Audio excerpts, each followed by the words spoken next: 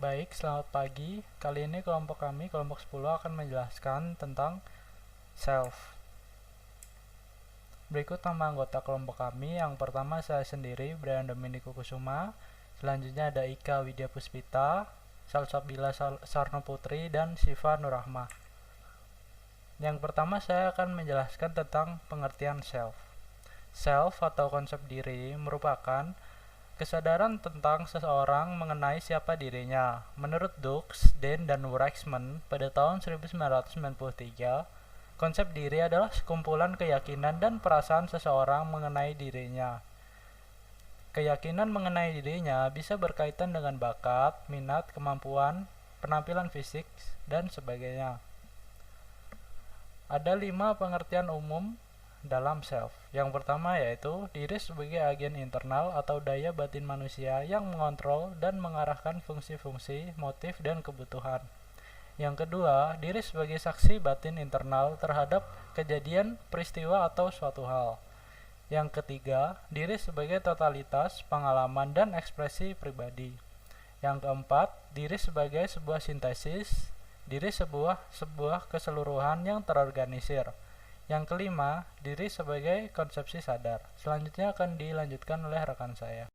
Self-knowledge. Pola ini mempertimbangkan orang-orang untuk mengumpulkan informasi dan kepercayaan tentang diri mereka. Self-awareness, seseorang mengagumi diri sendiri dan menyangkal diri semua termasuk dalam self-knowledge. Kita belajar mengenal diri kita melalui introspeksi, perbandingan sosial, dan self-perception. Self-awareness, kondisi di mana seseorang menjadi sadar atau paham akan dirinya sendiri dalam pengertian yang relatif objektif, terbuka dan bersedia menerima pujian atau kritikan tentang sifat atau wataknya. Self-concept, semua perasaan dan pemikiran seseorang mengenai dirinya sendiri. Hal ini meliputi kemampuan karakter diri, sikap, tujuan hidup, kebutuhan, dan penampilan diri.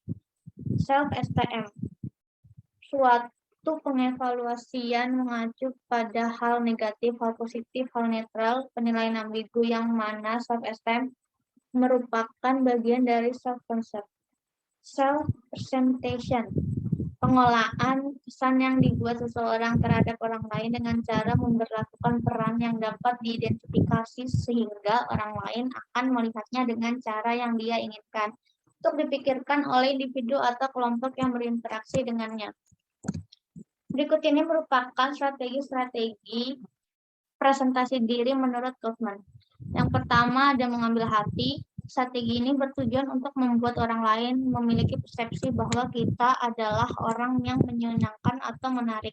Yang kedua ada mengancam atau menakut-nakuti. Strategi ini biasanya digunakan untuk memperoleh kekuasaan dengan usaha menimbulkan rasa takut dan meyakinkan pada seseorang bahwa dirinya adalah orang yang berbahaya. Yang ketiga ada promosi diri. Tujuan dari strategi ini adalah untuk memperlihatkan kompetensi yang dimiliki agar dipandang sebagai ahli di mata orang lain.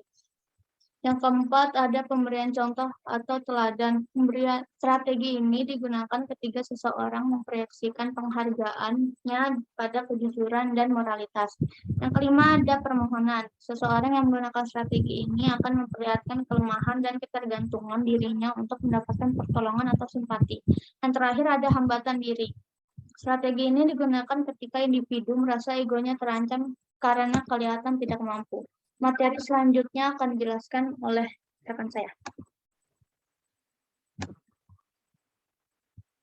Selanjutnya ada functions of self. Yang pertama ada organizational function of self, yaitu merujuk pada self schema yang digunakan untuk mengorganisasikan pengetahuan mengenai diri sendiri dan mempengaruhi bagaimana seseorang itu dapat mencatat, memikirkan, dan juga mengingat dirinya sendiri.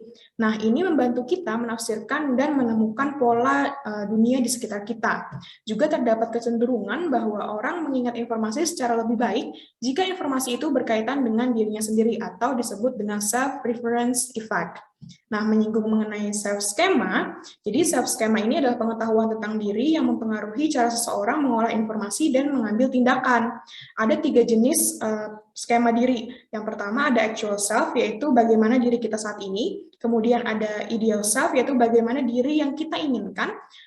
Lalu ada outsself, yaitu bagaimana diri kita yang seharusnya. Nah, fungsi yang kedua yaitu executive function, self as agent. Nah, ini mengacu pada cara konsep diri dalam mengatur perilaku. Jadi ini membuat kita tetap pada jalurnya gitu. Di sini ada self-regulation, yaitu cara seseorang untuk mengontrol pikiran, perasaan, serta tindakan yang direncanakan, dan ada pula timbal balik yang disesuaikan pada pencapaian tujuan personal. Nah, regulasi diri ini berkaitan erat dengan self-control, dan dalam perumusan tujuan, individu itu bereaksi terhadap lingkungannya secara reaktif maupun proaktif. Reaktif ini digunakan untuk mencapai tujuan dengan mereduksi hal-hal yang dapat mengganggu tercapainya tujuan tersebut. Sedangkan proaktif itu menetapkan tujuan yang baru, yang lebih tinggi, yang lebih baik setelah melakukan reduksi tadi. Lalu di sini ada faktor yang mempengaruhi self-regulation. Yang pertama, faktor eksternal.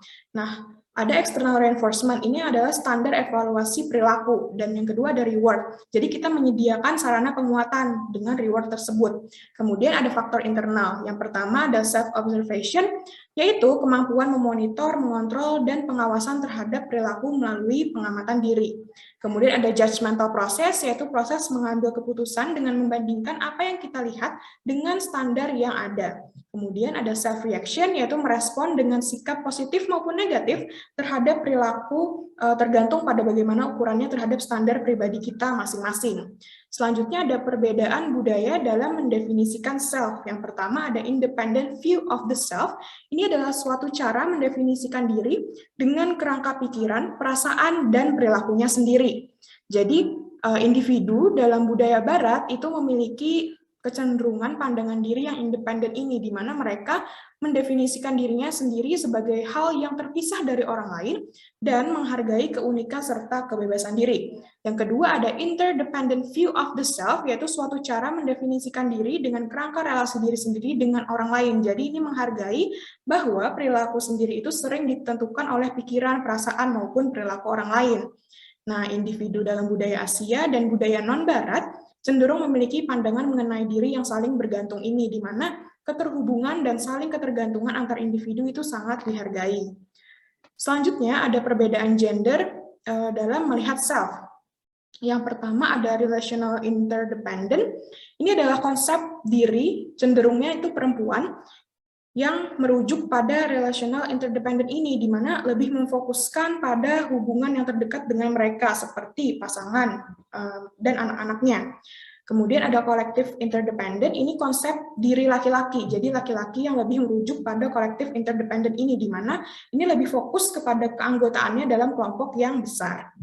Nah, di sini budaya dan gender itu dapat membentuk konsep diri karena setiap orang itu pasti memiliki motif dasar yang dapat menuntun bagaimana mereka memandang dirinya sendiri. Dan setiap individu itu pasti menghendaki pengetahuan yang akurat tentang dirinya sendiri, kemudian adanya konfirmasi tentang apa yang diyakini, dan juga adanya umpan balik yang positif. Untuk materi selanjutnya akan dilanjutkan oleh rekan saya.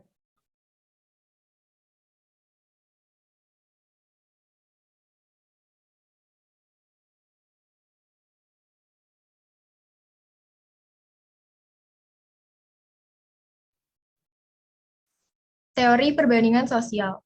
Menurut Festinger, teori perbandingan sosial merupakan proses saling mempengaruhi dan perilaku saling bersaing dalam interaksi sosial yang ditimbulkan oleh adanya kebutuhan untuk menilai dirinya sendiri atau self-evaluation, dan kebutuhan ini dapat dipenuhi dengan membandingkan diri dan orang lain. Biasanya, seseorang menjadikan teman sebayanya sebagai pembanding karena dinilai masih di dalam ranah yang bisa ia gapai. Lalu motif-motif perbandingan sosial. Yang pertama, evaluation oleh Baron dan Byrne. Untuk mengetahui apakah dirinya baik atau buruk, manusia mengevaluasi dirinya dengan melihat standar objektif yang ada. Tetapi saat realitas objektif ini tidak tersedia atau sulit digapai, mereka akan menggunakan pendapat atau kemampuan orang lain sebagai tolak ukur untuk dijadikan pembanding dengan dirinya sendiri. Lalu yang kedua, improvement oleh Gibbons dan Bunk. Manusia memiliki dorongan untuk melakukan perubahan yang searah atau unidirectional drive upward, yaitu ke arah yang lebih baik. Untuk itu, seseorang membandingkan kemampuannya dengan orang yang lebih kompeten dan belajar darinya. Dan yang ketiga, enhancement, yaitu perbandingan yang ditujukan untuk meningkatkan self-esteem atau self-concept. Manusia juga memiliki kecenderungan untuk membandingkan dirinya dengan standar yang lebih rendah atau yaitu dengan orang lain ataupun dirinya di masa lalu untuk membangun gambaran tentang dirinya. Lalu arah perbandingan sosial. Di sini terdapat dua arah perbandingan sosial. Yang pertama downward social comparison atau perbandingan sosial ke bawah, yaitu proses perbandingan diri manusia dengan orang-orang yang lebih buruk darinya dalam hal-hal tertentu.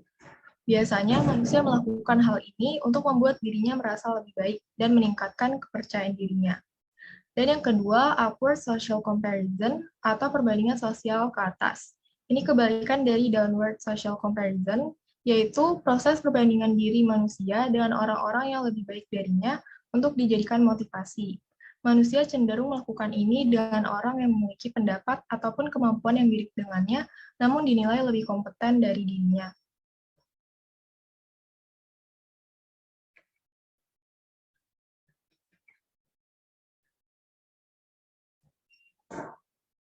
Sekian presentasi dari kelompok kami. Kurang lebihnya mohon maaf. Wassalamualaikum warahmatullahi wabarakatuh.